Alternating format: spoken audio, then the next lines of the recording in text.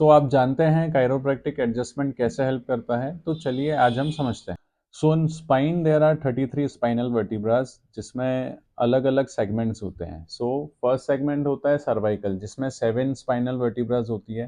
Then second would be thoracic जिसमें 12 spinal vertebras होती है। थर्ड में लंबार होता है जिसमें 5 स्पाइनल वर्टिब्रास होती है।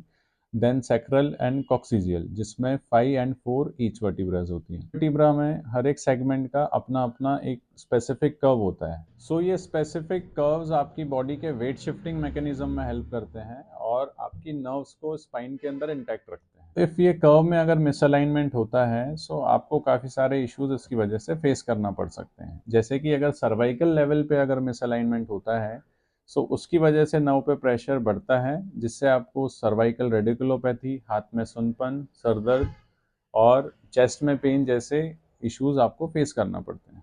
Then second would be thoracic spinal vertebra, abdomen में पेन, मिड बैक पेन और दूसरे इश्यूज देखने को मिलते हैं। लंबार में मिसअलाइनमेंट्स होते हैं so it can cause you lower back pain, पैरों में सुनपन, साइटिका जिसमें आपको चलने, उठने, बैठने में व खड़े रहने में परेशानी का सामना करना पड़ सकता है। तो विद कायरोप्रैक्टिक एडजस्टमेंट्स हम आपके ये स्पाइनल कर्व्स को रिस्टोर करते हैं जिससे आपके नर्व पे जो प्रेशर पड़ रहा है वो रिड्यूस होता है और इंस्टेंटली आपका पेन रिड्यूस होता है।